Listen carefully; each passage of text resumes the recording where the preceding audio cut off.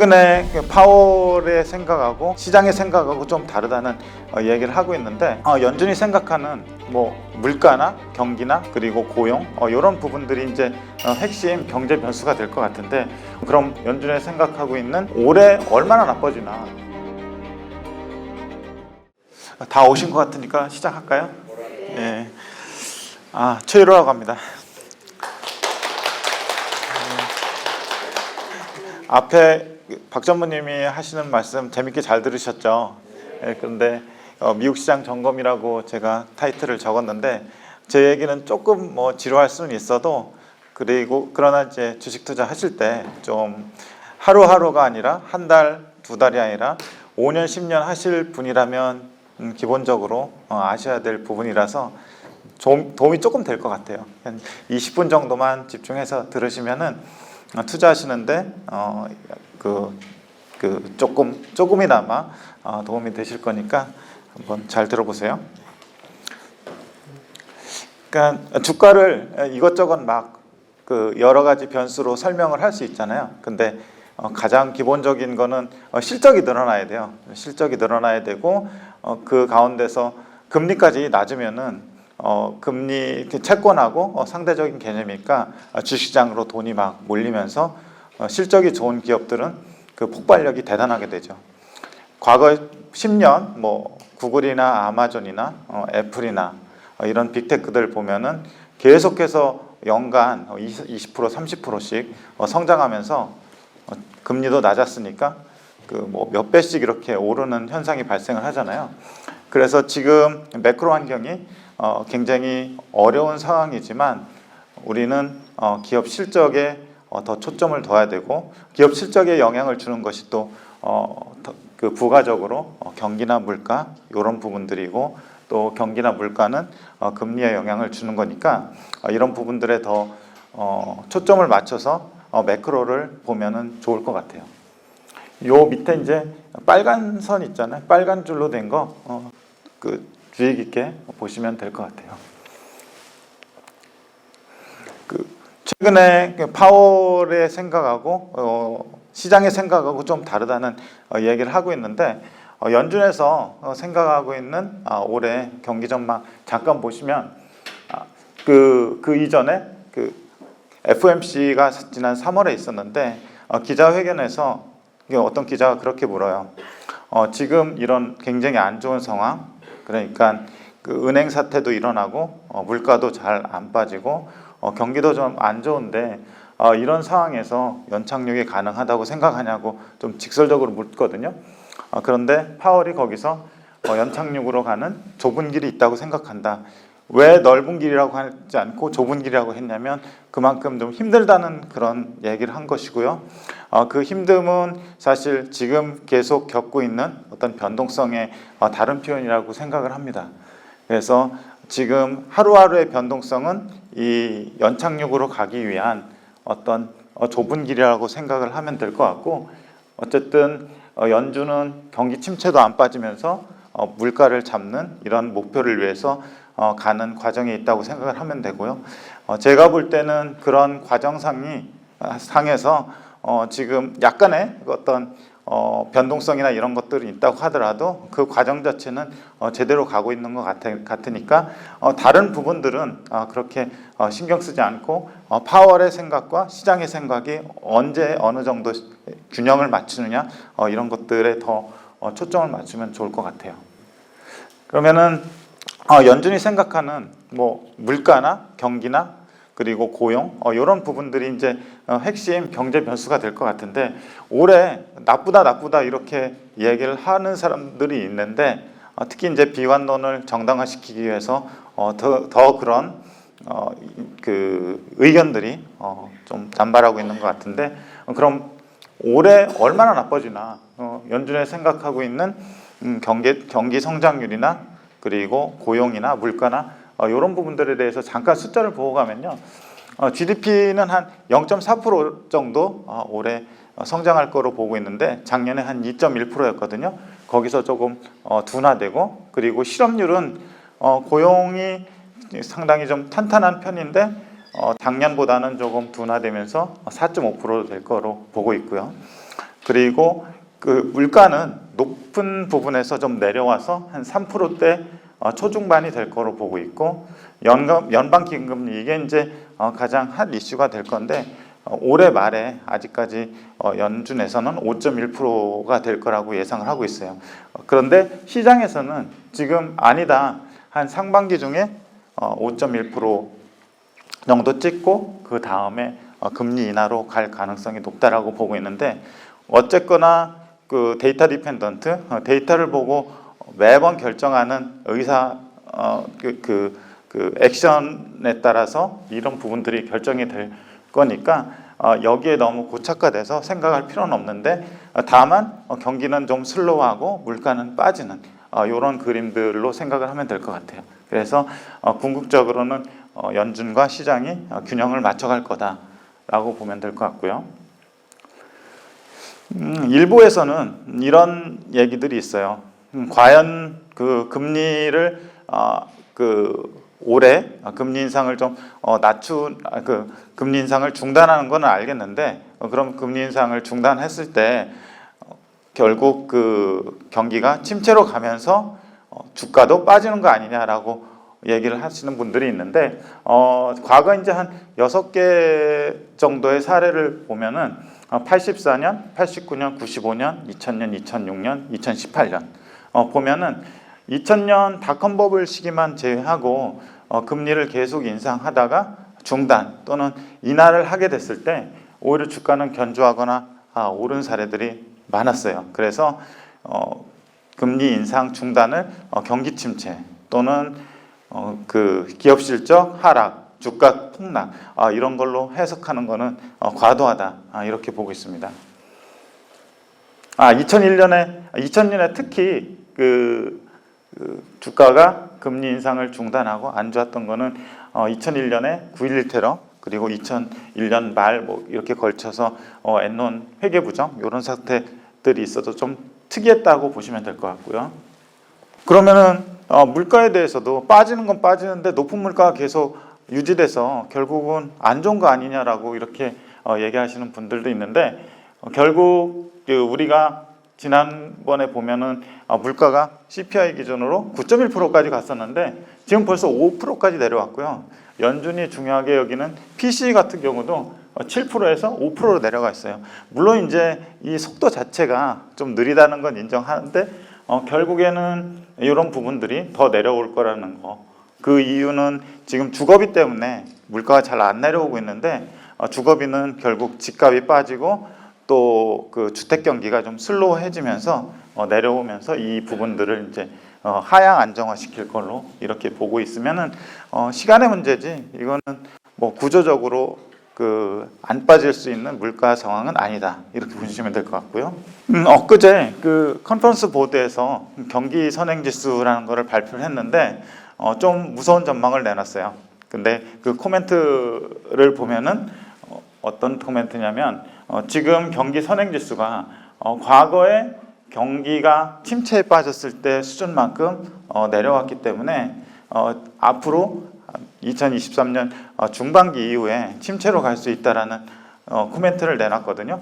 근데 실제로 보면은 과거의 경기 선행지수가 요 빨간 선 밑으로 내려오면서 그 계속 유지가 될 때 침체가 온 적이 여러 번 있었어요. 그러니까 2000년대 그리고 2008년, 2020년 그랬었는데 결국에는 이 경기 선행지수를 그 구성하는 주요 요소가 물가나 고용이나 장단기 금리차 이런 한 10가지로 돼 있는데, 이럴 가능성이 과거의 어떤 사례에 비춰봤을 때 있느냐, 이런 걸로 볼 때 이제 기계적으로만 생각해야 될 거는 아니라고 생각을 합니다. 그 이유는 바로 고용에 있는데요.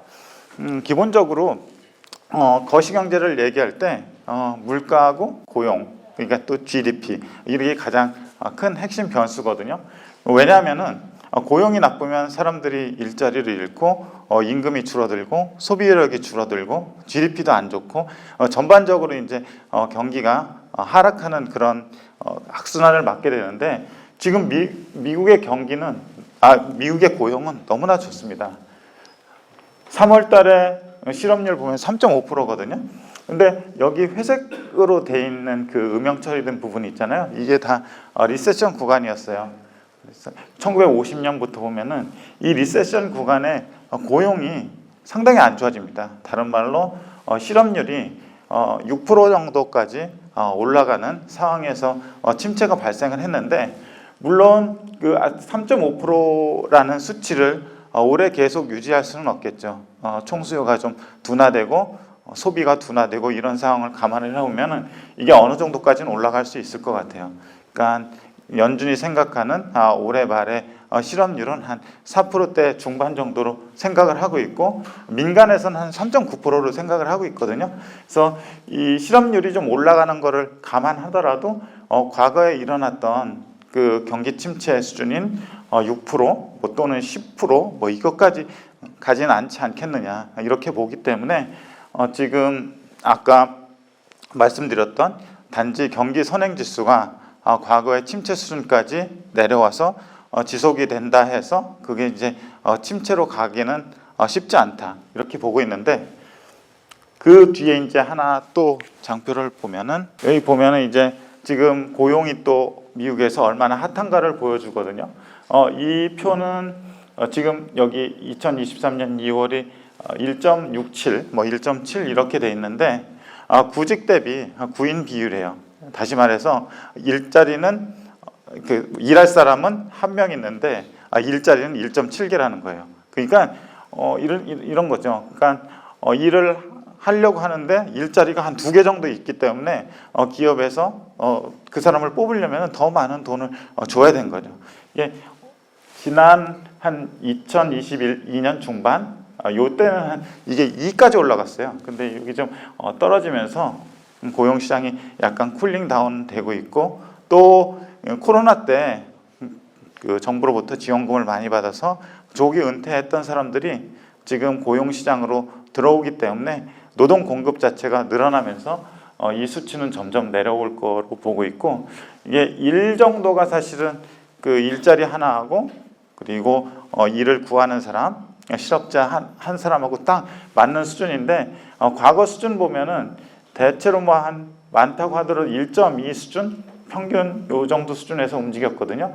근데 지금 1.7 수준이라는 거는 코로나가 만들어준 조금 비정상적인 상황이라고 보면 될 것 같고요. 이런 핫한 고용들이 쿨링 다운 하면서 균형을 맞춰갈 것이다. 그러면서 지금의 실업률 3.5%는 조금 더 올라갈 수는 있는데, 그게 침체 수준, 과거에 나타났던 뭐 6%, 10% 이렇게 가기는 어렵다, 이렇게 보고 있습니다. 그리고 아까 말씀드린 애초에 말씀드린 주가가 잘 되려면 기업 실적도 좋아야 되고, 거기다가 이제 저금리 상황이라면 주식의 매력이 더 좋아져서 실적이 좋은 기업들은 더 힘을 받을 수 있다고 말씀을 드렸는데, 지금 금리 수준이 과거 수준으로 봐서 그렇게 낮은 편은 아니에요. 지금 상황으로만 보면은 과거 10년간 국채금리 보면 한 많아야 그냥 3% 수준, 그리고 적으면은 뭐 한 1.5%에서 2% 수준에서 움직였거든요. 그리고 기업한테 직접 적용되는 금리인 그 회사채 금리 중에서도 좀 안 좋은 기업의 금리도 과거보다 좀 높은 편이라서 지금 당장만 보면은 사실 금리 대비 채권 대비 주식의 매력은 과거에 그 아주 좋았던 시절보다는 좀 반감된 편이에요. 근데 이게 항상 변화율에 우리가 초점을 맞춰야 되잖아요. 이게 이 높은 금리가 이대로 유지가 될 거냐라고 봤을 때는 그렇지 않다고 봐요. 왜냐하면 지금 아까 그 금리에 영향을 주는 물가나 고용이 서서히 둔화되고 있고, 또 기업들의 어떤 그 조달 금리 자체도 그 시중 금리, 국채 금리가 변화하면서 내려올 가능성이 있고, 그리고 잘하는 기업들은 더 그 싼 이자로 조달할 수 있기 때문에 이 기업에 적용되는 그런 금리는 상당히 차별화될 수 있다, 이렇게 보고 있어요. 그래서 전체적으로 금리는 하향 안정 속에서 중장기로 봤을 때는 섹터하고 종목별로 차별화가 될 가능성이 높다. 이렇게 보고 있습니다. 그러면 아까 주가를 설명할 때 가장 중요한 게 실적이라고 했잖아요. 지금 실적이 아니라 향후의 실적입니다. 향후 적어도 6개월, 1년. 근데 우리가 2년, 3년의 실적을 갖다가 추정을 할 수가 없잖아요. 너무 먼 미래고 또 추정한다고 하더라도 잘 맞지도 않고. 그래서 우리가 봐야 되는 거는 향후 2, 3분기, 향후 1년의 실적을 시장에서는 지금 어떻게 프라이싱을 어떻게 예상을 해서 주가의 프라이싱을 하고 있고 그거를 내가 지금 받아들일만 하냐라고 항상 의문을 가지면서 데이터나 또 기업 실적을 살펴보는 게 중요한데 일단은 지금 연간으로 봤을 때는 이 회색 부분이 이제 추정된 부분이고 시장 컨센서스인데요. 연간으로 봤을 때는 22년이나 23년이나 큰 변화가 없죠. 그리고 24년은 조금 올라가는 거로 돼 있고요. 그리고 여기 분기로 보면은 23년 1분기 지금 막 실적 발표들을 하고 있죠.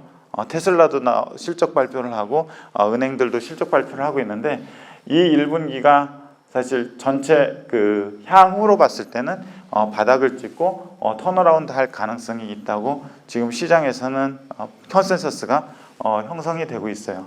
그래서 지금 상황은 안 좋지만 앞으로 1분기, 2분기, 3분기 이렇게 볼 때는 어쨌든 중장기적으로 좀 긍정적인 관점을 유지할 필요가 있지 않겠느냐. 그래서 여기에서 이걸 해석하는 방법에 따라서 상당히 다른 시각, 이견이 있을 수 있는데 이를테면 지금 실적보다 향후 실적이 더 나빠지면서 주가는 한 번 더 레벨 다운 또는 급락을 할 수 있다라고 얘기하기 위해서는 이 실적 자체에 상당한 기스가 있을 수 있는 어떤 샥이 와야 되는데 작년 하반기부터 시작해서 올해 1분기 실적 자체 또는 4분기 실적 작년 4분기 실적이 굉장히 급락할 수 있다라고 얘기를 했고 또 그런 근거에 입각해서 올해 1분기가 상당히 주가도 안 좋을 거다라고 생각했는데 실제로 뚜껑을 열어보니까 미국 기업들이 예상외로 상당히 잘 하고 있는 걸로 판명이 되고 있고 특별히 또 은행 사태가 있어서 은행에 대해서 상당히 걱정을 했던 특히 찰수압 이런 부분들도 보면은 실적을 잘 선방하고 있는 걸로 나타나고 있어서 이 시장에서 보고 있는 컨센에 대해서 너무 그 컨센 자체를 무시하고 비관적으로 볼 필요는 없겠다라고 보고 있습니다. 그래서 이런 거를 다 봤을 때 지금 S&P 500 전체로 봤을 때는 주가가 싸냐 비싸냐가 중요하잖아요. 만약에 주가가 싼 구간, 이런 구간에 있어서는 주식을 또는 지수를 적극적으로 매수하면은 미국 시장의 중장기 시각을 믿고 싸게 살 수 있는 기회가 될 텐데 지금은 어느 수준이라고 볼 때 과거 한 10년 정도 봤을 때 우리가 자주 보는 지표가 PER인데 PER이 한 17.4배 정도의 거래가 거래가 됐었고요. 지금은 한 18.5배. 그래서 이 평균으로 봤을 때는 18.5배가 그렇게 싸다고 할 수 있는 부분도 아니지만 또 지극히 비싸다고 할 수 있는 그 수준도 아닌 것 같아요. 근데 이게 중요한 거는 이 18.5배 그 밸류에이션이라는 것도 기업이 실적이나 금리에 따라서 바뀔 수 있거든요. 그래서 이게 더 매력적이 될 수도 있고 매력적이지 않을 수도 있어요. 더 매력적일 수 있는 부분은 앞으로 그 실적 자체가 우리가 생각하는 부분보다 더 높아지면은 매력적이고 금리가 우리가 생각하는 수준보다 더 낮아지면 더 매력적일 수 있거든요. 그래서 이런 부분들은 주기적으로 체크해 나가는 부분이 필요할 것 같고요. 결국에는 지금 현재로 봤을 때는 매력적이지 않은 구간일 수는 있겠지만 우리가 시계 자체를 6개월, 1년, 2년 이렇게 조금 중장기로 보고 계속해서 데이터를 체크해 나가면서 좀 좋은 주식, 좋은 섹터 이런 것들을 발굴해 나가는 과정이 필요할 것 같고요. 전체 지수상으로 보면은 작년에는 빅테크들이 상당히 고전했던 거를 갖다가 그 방어적인 сек터들이 상당히 좀 선방을 하면서 이익도 그렇고 그런 것들을 이제 어느 정도 상쇄를 시켰는데 올해는 반대의 현상이 나타나고 있습니다. 올해 4월 20일까지 미국 시장 성과를 지수 섹터별로 이렇게 표시한 건데요. 보시면은 가장 1등이 필라델피아 반도체 지수예요. 필라델피아 반도체 지수 작년에 상당히 고전을 했었는데 올해 초부터 챗 GPT라든지 뭐 AR이라든지 이런 부분들의 어떤 모멘텀도 있고 또 다운사이클에서 업사이클로 좀 전환할 수 있다는 기대감도 반영돼서 주가가 지금 오르고 있는 것이고 또 커뮤니케이션도 상당히 작년에 고전했었는데 올해 지수 수익률은 20% 수준으로 좋고 또 자유소비재 부분에서 아마존이라든지 테슬라 엊그제 이제 실적 발표에서 좀 실망스러운 모습을 줬지만 올해 주가 수익률은 상당히 좋은 편이고 그래서 이 IT하고 커뮤니케이션, 자유소비재 이 세 섹터가 미국의 지금 중심 섹터로서 시장의 상승을 견인하고 있다고 보시면 될 것 같고요. 반대로 그 유틸리티나 헬스케어, 에너지, 금융은 이제 특이한 이슈가 있어서 그 상승에서 좀 소외가 돼 있고 이 세 섹터 유틸리티, 헬스케어, 에너지는 방어, 그 가치 영역에 있는 섹터인데 이런 섹터들은 올해 조금 부진하다고 볼 수 있겠습니다. 뭐 그 회사 여기에 있는 속해 있는 회사들이 나쁜 회사라기보다도 지금 그 증시 상황에서 턴어라운드나 또 앞으로 물가가 하락하고 경기가 좀 둔화되면서 금리 수준이 낮은 상황에서 성장이나 경기 민감 섹터가 상대적으로 우위를 보일 가능성을 이 지금까지의 증시 상황에서도 보여주고 있는 거죠. 그러면은 이 단기적으로 이렇게 말씀을 드렸는데 이 과거 10년 동안 좀 어떤 상황을 보였느냐? 당연히 이제 그 빅테크들을 위시한 대형 성장 섹터에 있는 주요 종목들이 상당히 우위를 상승률 쪽에서 보였을 것인데 어느 정도 수준이었냐라고 봤을 때는 이 부분이 그 사이즈거든요. 작은 거 그리고 중간 그리고 큰 사이즈의 시총이 큰 사이즈의 그 회사들이고요. 이쪽에 보면은 이제 가치 그리고 혼합 성장 그래서 극과 극이죠. 크면서 성장하는 기업들이 과거 10년 동안에 14.6%의 연간 성장률을 보였고 또 작으면서 밸류, 가치 영역에 있는 것들이 7.2% 거의 2배 차이가 나죠. 근데 10년 동안 그 7%하고 10년 동안 7%하고 14.6% 이게 뭐 7% 차이지만 그게 이제 복리로 계산되면 현격한 차이를 낳을 수 있죠. 그러면은 이 스타일들이 앞으로도 미국 시장에서 지속될 것이냐라고 볼 때는 저는 그럴 가능성이 높다고 판단을 해요. 특히나 지금 과거 10년에 저금리 상황이 끝나고 또 굉장히 미국 시장의 호황이 지난 상황이고 앞으로의 어떤 10년은 어떻게 될지는 모르겠지만 여전히 그 위험 대비 수익이 큰 부분은 이 대형 그로스 부분이 될 가능성이 높다라고 생각하는데 일단은 지금 현안인 재무 구조가 탄탄한 회사들이 그 장기로 가기에 더 적합한 회사들일 거잖아요. 그래서 여기 보시면 러셀 2000 미국의 이제 중소형주의 대표 지수라고 할 수 있는데 이 러셀 2000에서 과연 수익이 안 나는 이익을 안 나는 돈을 못 버는 회사들의 비중이 어느 정도나 될까 이렇게 보면은 가면서 그 비중들이 높아지고 있어요. 그래서 2022년 4분기 현재로 41.6%가 돈을 못 버는 회사들이 러셀 2000에 포함되어 있다. 물론 이 회사들이 아주 낮은 금리를 만나면은 사실 그 턴어라운드 하거나 또는 좋아질 수 있는 기업들도 있을 텐데 지금 98년부터 봤을 때 2022년 한 10여 년, 뭐 20년 이렇게 봤을 때는 계속해서 그 중소형주의 지수에 속해 있는 중소기업들이 돈을 못 버는 회사들이 늘어나고 있다는 것은 그만큼 대형 섹터들하고 중소형 섹터들, 대형주, 중소형주들의 어떤 그 갭 차이가 많이 벌어지고 있는 거 아닌가 이런 생각이 들고요. 그 옆에 이제 하나의 또 그 지표를 가졌는데 이자 보상 비율이에요. 최근에 보면은 그 영업이익으로 이자 못 내는 회사들을 가끔 보실 수가 있을 거예요. 그 코로나 때 상당히 부채를 많이 조달을 해가지고 어느 정도 영업이 활성화됐음에도 불구하고 여전히 돈을 못 버는 회사들이 있거든요. 그런 회사들은 물론 바닥에서 뭐 70%, 80% 빠진 상황에서 따블이 날 수는 있겠죠.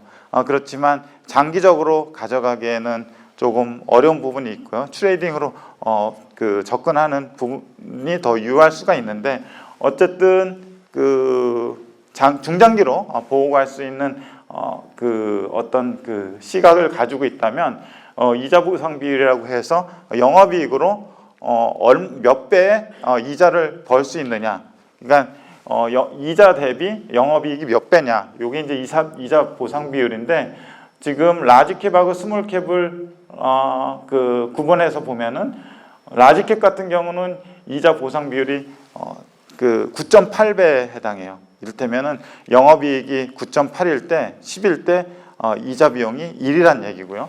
그리고 스몰캡 같은 경우는 이 비율이 2.6배예요.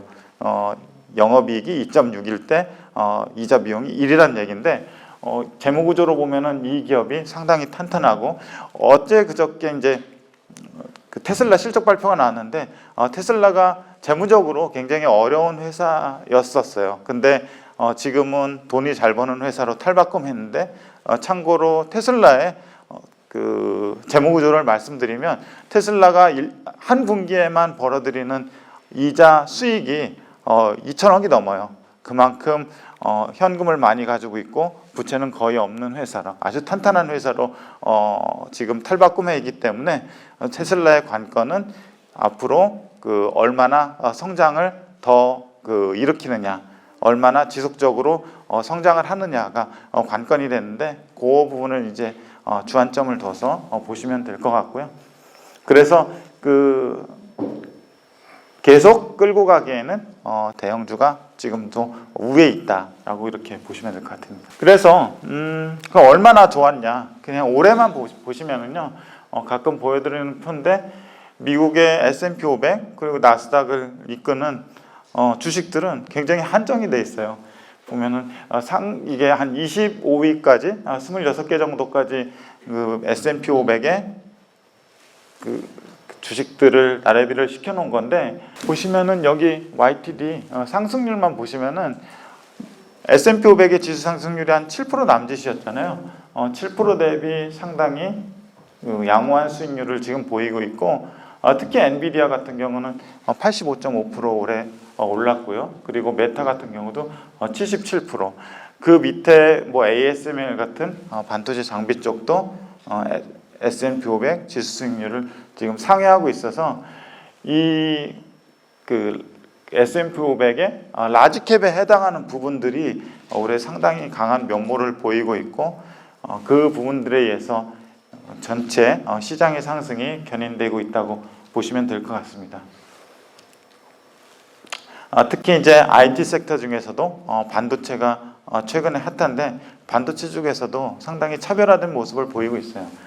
반도체 중에 대장주인 엔비디아가 85.5% 올랐고요. 물론 이제 그 부분이 그 챗GPT를 위시한 AI에 대한 성장 기대감이 반영되어 있는 부분이고 또 그거를 계속해서 확인을 해 나가야 되겠지만 이런 부분들이 전체적으로 반도체 섹터에 어떤 온기를 불어넣어 주지 않을까라고 생각을 하고 있고 이 위에는 이제 시스템 반도체 쪽인데 미국의 메모리 반도체 대표적인 종목이라고 하면은 마이크론 테크놀로지잖아요. 마이크론 테크놀로지도 우리나라 삼성전자, 하이닉스와 같이 작년에 상당한 다운턴을 겪으면서 힘들었는데 올해 한 23% 정도 올랐고 계속 이제 메모리 쪽은 아시다시피 고 3강 구도의 과점 체제를 겪고 있고 어느 정도 다운턴에 대한 그 끝이 지금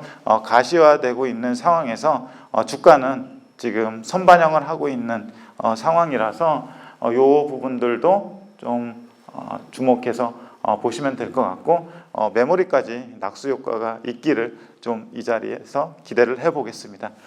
제가 준비한 부분은 여기까지고요. 도움이 되셨는지 모르겠네요. 감사합니다.